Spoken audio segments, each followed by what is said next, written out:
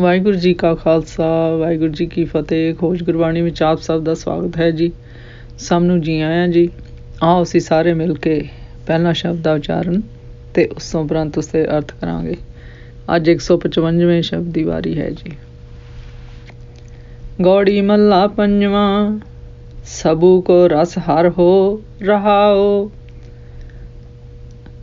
ਸਭੂ ਕੋ ਰਸ ਹਰ ਹੋ ਰਹਾਓ। ਕਾਹੂ ਜੋਗ ਕਾਹੂ ਭੋਗ।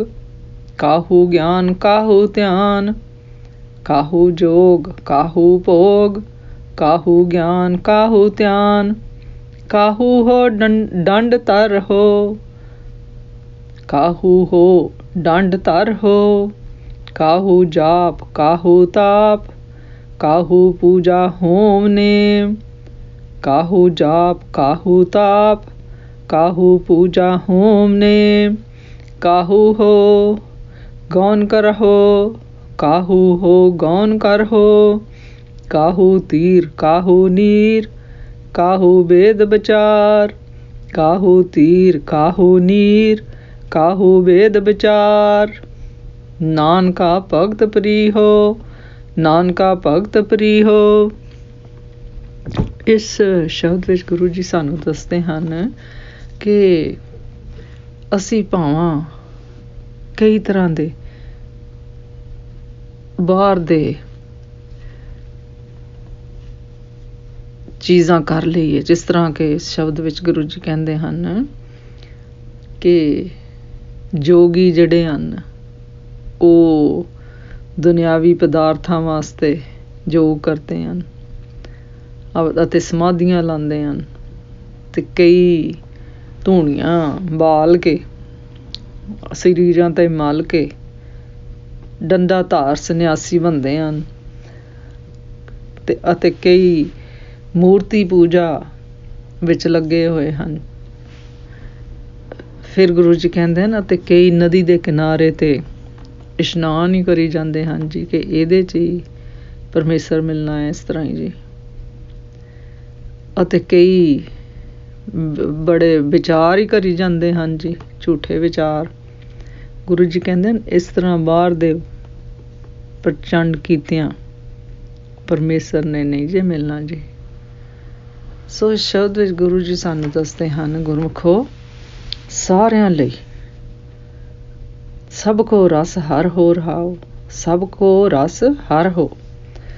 ਸਾਡੇ ਸਾਰਿਆਂ ਲਈ ਅਸਲੀ ਰਸ ਰੂਪ ਪਰਮੇਸ਼ਰ ਹਰ ਹੈ ਜੀ, ਆਪ ਹੈ ਜੀ, ਜੋ ਸਾਡੇ ਵਾਸਤੇ ਸ੍ਰੀ ਗੁਰੂ ਗ੍ਰੰਥ ਸਾਹਿਬ ਵਿੱਚ ਦਰਜ ਗੁਰੂ ਬਾਣੀ।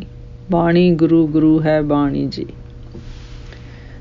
ਫਿਰ ਗੁਰੂ ਜੀ ਕਹਿੰਦੇ ਹਨ, ਗੁਰਮੁਖੋ ਕਿਸੇ ਨੂੰ ਜੋਗ ਕਮਾਉਣ ਦਾ, ਕਿਸੇ ਨੂੰ ਭੋਗ ਦੁਨਿਆਵੀ ਪਦਾਰਥ ਭੋਗਣ ਦਾ ਹੈ ਜੀ।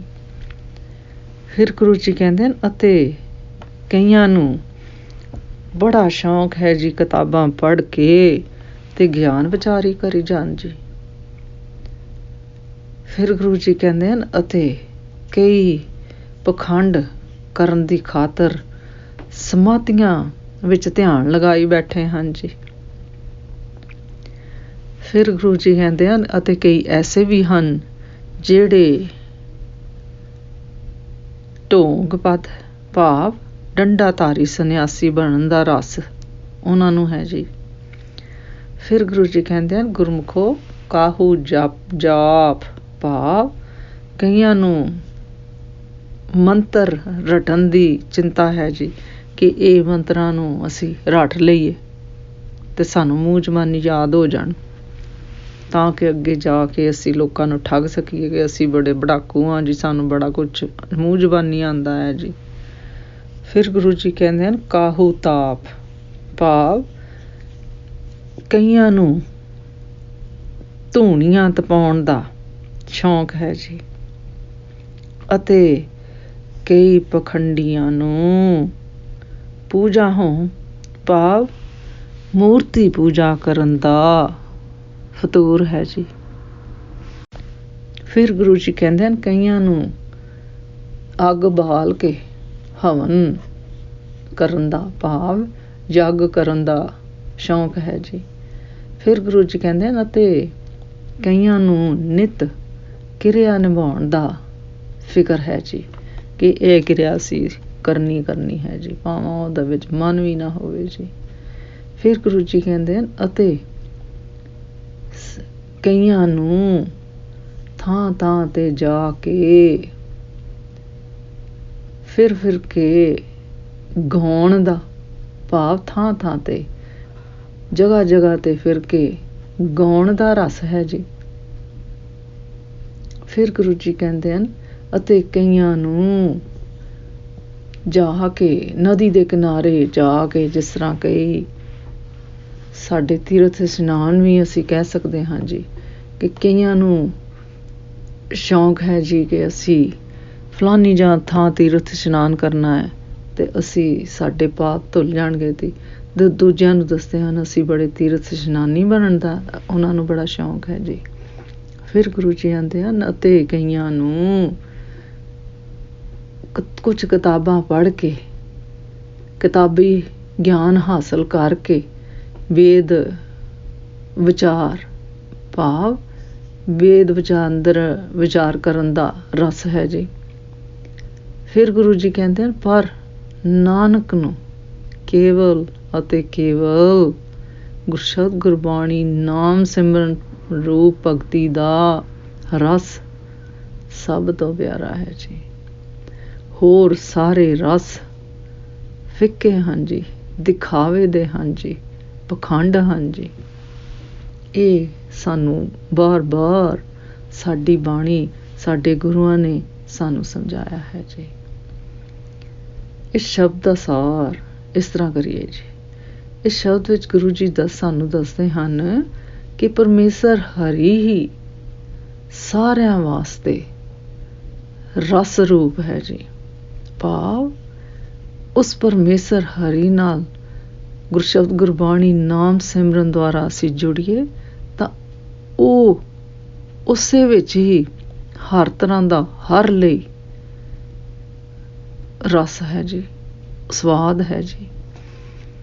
ਫਿਰ ਗੁਰੂ ਜੀ ਕਹਿੰਦੇ ਹਨ ਭਾਵੇਂ ਉਹ ਕੋਈ ਹੋਵੇ, ਕੋਈ ਜੋਗੀ ਹੈ, ਭਾਵੇਂ ਕੋਈ ਗਿਆਨੀ ਧਿਆਨੀ ਹੈ ਜਾਂ ਡੰਡਾਧਾਰੀ ਆਦਿ ਹੈ ਜੀ। ਫਿਰ ਗੁਰੂ ਜੀ ਕਹਿੰਦੇ ਹਨ ਕਿਉਂਕਿ ਯੋਗੀ ਸਾਧਕ ਜਿਤਨੀਆਂ ਸਾਧਨਾ ਕਰਦੇ ਹਨ ਜੀ, ਫਿਰ ਗੁਰੂ ਜੀ ਕਹਿੰਦੇ ਨੇ ਇਹ ਸਭ ਆਪਣੇ ਰਸਾਂ ਦੀਆਂ ਪ੍ਰਾਪਤੀਆਂ ਕਰਕੇ ਕਰਦੇ ਹਨ ਜੀ।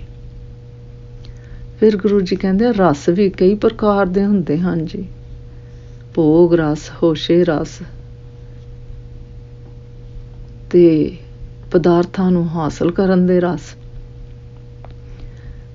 ਤੇ ਫਿਰ ਗੁਰੂ ਜੀ ਕਹਿੰਦੇ ਨੇ ਇਹ ਸਾਰੇ ਦੁੱਖ ਦੇਣ ਵਾਲੇ ਜੰਤਰ ਮੰਤਰ ਭਾਵ ਮਨ ਨੂੰ ਦੁੱਖ ਦੇਣ ਵਾਲੇ ਰਸ ਹਨ ਜੀ। ਫਿਰ ਗੁਰੂ ਜੀ ਕਹਿੰਦੇ ਨੇ ਇਸੇ ਤਰ੍ਹਾਂ ਦੇ ਰਸ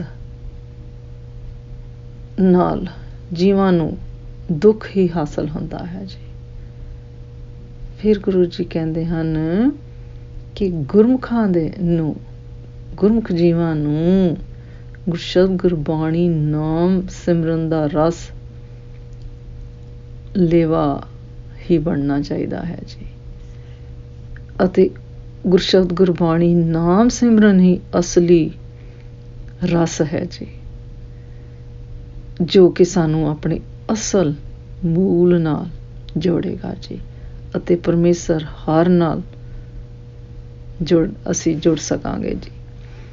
ਫਿਰ ਗੁਰੂ ਜੀ ਕਹਿੰਦੇ ਹਨ ਸੰਪੂਰਨ ਵਿਆਪਕ ਰੂਪ ਪਰਮੇਸ਼ਰ ਹਰ ਆਪ ਹੀ ਇੱਕ ਰਸ ਭਰਿਆ ਹੈ ਜੀ। ਫਿਰ ਗੁਰੂ ਜੀ ਕਹਿੰਦੇ ਹਨ ਅਤੇ ਪਰਮੇਸ਼ਰ ਆਪ ਹੀ ਰਸ ਦੇਣ ਵਾਲਾ ਹੈ ਤੇ ਆਪ ਹੀ ਰਸਿਆ ਹੈ ਜੀ। ਭਾਵ ਪਰਮੇਸ਼ਰ ਦੇ ਗੁਰਸ਼ਬਦ ਗੁਰਬਾਣੀ ਨਾਮ ਰਸ ਵਿੱਚ ਬੜਾ ਸੰਤੋਸ਼, ਬੜੀ ਸੰਤੁਸ਼ਟੀ, ਬੜਾ ਅਸਲੀ ਰਸ ਹੈ ਜੀ। ਅਤੇ ਆਪ ਹੀ ਰਸਿਆ ਦਾ ਭਾਵ ਕਿ ਉਹਦੀ ਕਿਰਪਾ ਮਿਹਰ ਹੋਵੇ ਤੇ ਤਾਂ ਹੀ ਇਹ ਰਸ ਅਸੀਂ ਮਾਣ ਸਕਦੇ ਹਾਂ ਜੀ। ਫਿਰ ਗੁਰੂ ਜੀ ਕਹਿੰਦੇ ਹਨ ਕਿ ਜੋ ਅਸਲੀ ਰਸ ਜਿਸ ਨੂੰ ਪਿਆਰਾ ਲੱਗਦਾ ਹੈ ਜੀ, ਫਿਰ ਗੁਰੂ ਜੀ ਕਹਿੰਦੇ ਨੇ ਉਸ ਦੇ ਬਾਰੇ ਸਾਨੂੰ ਇਸ ਸ਼ਬਦ ਵਿੱਚ ਗੁਰੂ ਜੀ ਨੇ ਸਾਨੂੰ ਸੰਕੇਤ ਦੱਸਿਆ ਹੈ ਜੀ। ਫਿਰ ਗੁਰੂ ਜੀ ਕਹਿੰਦੇ ਉਹ ਰਸ ਹੈ ਗੁਰਸ਼ਬਦ ਗੁਰਬਾਣੀ ਨਾਮ ਸਿਮਰਨ ਦੀ ਭਗਤੀ। ਸੋ ਸਿਧਾਂਤ ਇਹ ਹੈ ਜੀ ਕਿ ਗੁਰਮੁਖ ਭਗਤਾਂ ਨੂੰ ਗੁਰਸ਼ਬਦ ਗੁਰਬਾਣੀ ਨਾਮ ਸਿਮਰਨ ਰੂਪ ਭਗਤੀ ਪਿਆਰੀ ਹੈ ਜੀ, ਅਤੇ ਪਰਮੇਸ਼ਰ ਆਪਣੇ ਗੁਰਮੁਖ ਭਗਤਾਂ ਨੂੰ ਭਗਤ ਪਿਆਰੇ ਹਨ ਜੀ। ਭਾਵ ਜੋ ਗੁਰਮੁਖ ਗੁਰਸ਼ਬਦ ਗੁਰਬਾਣੀ ਨਾਮ ਸਿਮਰਨ ਨਾਲ ਜੁੜਦੇ ਹਨ ਜੀ, ਪਰਮੇਸ਼ਰ ਵੀ ਉਹਨਾਂ ਨੂੰ ਫਿਰ ਅੱਗੋਂ ਜਾ ਕੇ ਮਿਲਦਾ ਹੈ ਜੀ। ਫਿਰ ਪਰਮੇਸ਼ਰ ਨੂੰ ਵੀ ਉਹਨਾਂ 'ਤੇ ਪਿਆਰ ਆਉਂਦਾ ਹੈ ਜੀ, ਉਹਨਾਂ ਦੀ ਪੁਕਾਰ ਸੁਣਦੇ ਹਨ ਜੀ। ਫਿਰ ਗੁਰੂ ਜੀ ਕਹਿੰਦੇ ਹਨ ਸੋ ਜੇ ਸੱਚੇ ਮਨ ਹਿਰਦੇ ਨਾਲ ਗੁਰਸ਼ਬਦ ਗੁਰਬਾਣੀ ਨਾਮ ਸਿਮਰਨ ਪ੍ਰੇਮਾ ਭਗਤੀ ਨਾਲ ਕੀਤੇ ਕਰਮ ਧਰਮ ਪਰਮੇਸ਼ਰ ਹਰ ਦੀ ਦਰਗਾਹ ਵਿੱਚ ਪ੍ਰਵਾਨ ਹੁੰਦੇ ਹਨ ਜੀ।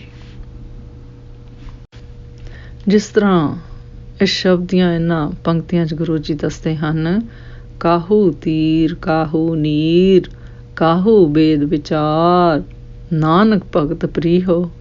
ਕਾਹੂ ਤੀਰ ਕਾਹੂ ਨੀਰ ਕਾਹੂ ਬੇਦ ਵਿਚਾਰ ਨਾਨਕਾ ਭਗਤ ਪ੍ਰੀਹੋ। ਅੱਜ ਦਾ ਵਿਚਾਰ ਕਰਦਿਆਂ ਮੇਰੇ ਕੋਲੋਂ ਅਨੇਕਾਂ ਭੁੱਲਾਂ ਹੋਈਆਂ ਹੋਣਗੀਆਂ, ਉਸ ਵਾਸਤੇ ਮੈਂ ਖਿਮਾ ਦੀ ਜਾਚਕ ਹਾਂ ਜੀ। ਵਾਹਿਗੁਰੂ ਜੀ ਕਾ ਖਾਲਸਾ, ਵਾਹਿਗੁਰੂ ਜੀ ਕੀ ਫਤਿਹ।